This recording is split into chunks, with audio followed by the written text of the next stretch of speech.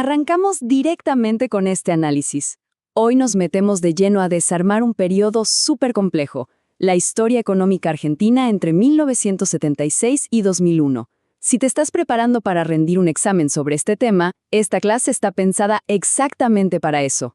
Pero ojo, la idea no es memorizar a los robots, para nada. Vamos a entender la lógica de causa y efecto. Vamos a ver, paso a paso, cómo cada decisión económica fue como empujar una ficha de dominó que, inevitablemente, hizo caer a la siguiente hasta llegar a la crisis. Y acá está la gran pregunta, esa que seguramente te hagan desarrollar en la prueba. ¿Cómo es que un país que venía con un modelo industrial fuertísimo terminó en un colapso total a principios de siglo? Bueno, vamos a meternos en el tema. Como te decía recién, no vamos a recitar fechas de memoria, sino que vamos a decodificar estos cambios enormes usando ejemplos de todos los días para que realmente se entienda. Rapidito, esta es nuestra hoja de ruta. Primero, conceptos clave. Segundo, la dictadura con la apertura y la deuda. Tercero, Alfonsín, el Plan Austral y la hiperinflación. Cuarto, Menem y la convertibilidad. Quinto, De la Rúa y el colapso de 2001. Y cerramos con un súper resumen y trucos para estudiar. Al final de este recorrido, el efecto dominó te va a quedar clarísimo. Empezamos con la etapa 2, la dictadura, la apertura y la gran deuda. Este es el punto de partida. Es literalmente la primera ficha de dominó que desestabiliza todo el tablero. Entender la política económica del golpe militar del 76 es clave porque deja unas trampas estructurales gigantes para todos los gobiernos que vinieron después. Para armarnos un mapa mental, ubiquemos estas fechas. En 1976 asume José Alfredo Martínez de Hoz en el Ministerio de Economía. Acá es donde se marca el principio del fin del famoso modelo ISI, la industrialización por sustitución de importaciones. Lo que buscaban era abrir la economía de golpe, y en 1978 meten una herramienta que es un clásico absoluto en los exámenes. Alerta de examen acá. Si te preguntan qué era exactamente la tablita y para qué servía, la respuesta más simple es que era literalmente un cronograma. El Estado publicaba una tablita diciendo, el mes que viene el dólar va a valer tanto, el otro mes va a valer tanto. El objetivo técnico era frenar la inflación controlando las expectativas de la gente. Pero bueno, ya sabemos que en economía la teoría es una cosa y la práctica es otra muy distinta. Y esto ilustra esa desconexión a la perfección. En teoría, buscaban estabilidad. En la realidad, el peso quedó recontra sobrevaluado. O sea, comprar cosas importadas se volvió baratísimo. ¿Y qué pasó? Las fábricas locales no podían competir y empezaron a cerrar. Además apareció un fantasma terrible, la fuga de capitales. Para entenderlo fácil, imagínate que pedís un préstamo enorme en el banco para arreglar tu casa, pero en vez de comprar ladrillos y cemento, agarrás toda esa plata en efectivo y la escondés abajo del colchón en otro país. Te quedás con la deuda a cuestas, pero la plata jamás se usó para producir nada. Y si miramos los números fríos, es impresionante. Fíjate el salto entre 1975 y 1981. La deuda pública básicamente se triplica y la privada se multiplica por 4. Esto es una trampa devastadora, una herencia pesadísima que cualquier gobierno democrático del futuro iba a tener que llevar sobre los hombros. Y acá va el primer truco mnemotécnico para la prueba. Cuando pienses en Martínez de Hoz y en esta etapa, acordate de la regla de las 3D. Deuda, desindustrialización y desregulación. Esos 3 conceptos resumen perfecto cómo le cambiaron la cara a la estructura productiva del país. Vamos a la sección 3. Alfonsín, el Plan Austral y la hiperinflación. Segundo gran dominó que cae. Vuelve la democracia, todo era esperanza política, pero económicamente el gobierno de Raúl Alfonsín agarra una bomba de tiempo con la mecha encendida. Sí, las 3D que acabamos de ver. Ese entusiasmo increíble de 1983 enseguida chocó contra la pared de la realidad.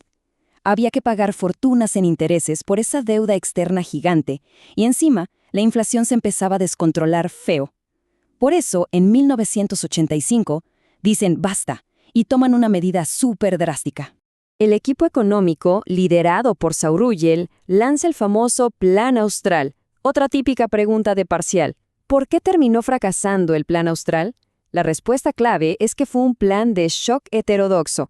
Cambiaron la moneda del peso al austral, congelaron los precios, congelaron los salarios y al principio fue un exitazo. La gente recuperó la confianza. Pero, a la larga, no arreglaron el problema de fondo, el déficit fiscal. El Estado simplemente seguía gastando más plata de la que le entraba. Otra gran alerta de examen, prestemos mucha atención a esto. Esta es la reacción en cadena exacta que tenés que saber replicar para explicar con lógica la crisis del 89. Paso 1, se pagan fortunas en intereses de la deuda externa. Paso 2, eso te genera un agujero enorme, un déficit fiscal incontrolable. Paso 3, para intentar pagar, el Banco Central se queda seco, sin reservas, sin dólares. Paso 4, la gente entra en pánico, corren todos a comprar los poquitos dólares que quedan. El austral pasa a valer nada y explota la hiperinflación. Es pura lógica de causa y efecto. A ver, detengámonos un segundo en este número. 115%. Y ojo, no estamos hablando de la inflación de todo un año. Fue la inflación de un solo mes a mediados del 89. Remarcaban los precios en el supermercado varias veces por día. La moneda se desintegró y eso generó un caos social tan grande que Alfonsín tuvo que entregar el poder antes de tiempo. Llegamos a la sección 4. Menem, la convertibilidad y el modelo neoliberal. Así cae el tercer dominó.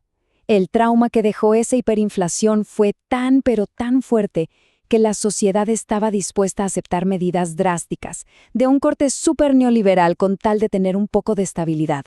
Y ahí asume Carlos Menem. Es rarísimo ver lo rápido que cambió todo.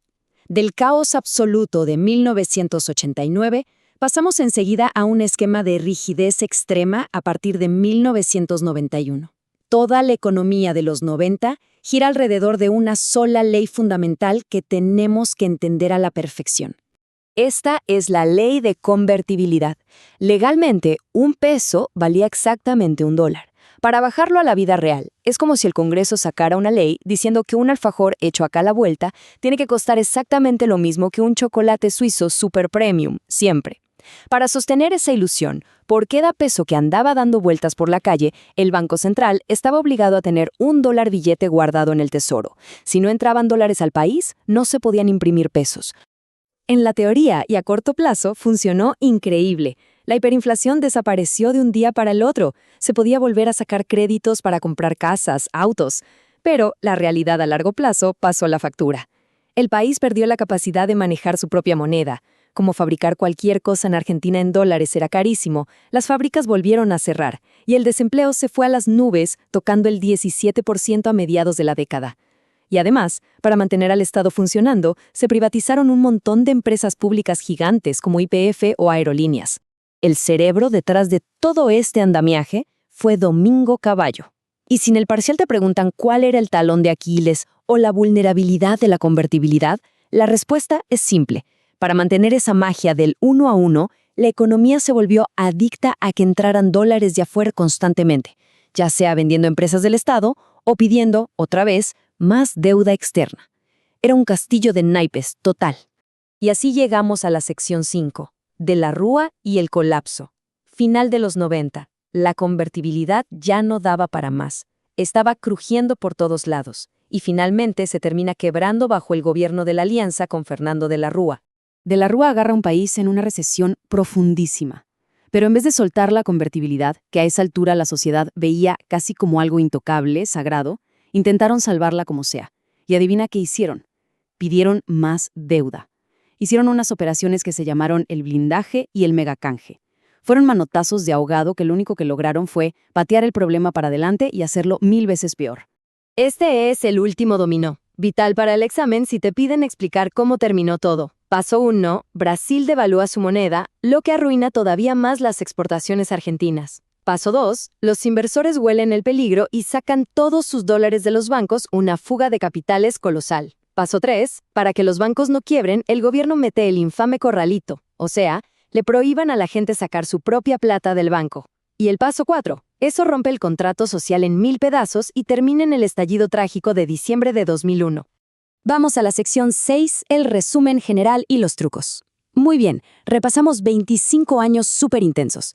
Te repito, para que te vaya excelente en el examen, el secreto no es acordarte de qué pasó cada día exacto, sino entender cómo una época generó a la siguiente, que todo tenga sentido como una historia completa.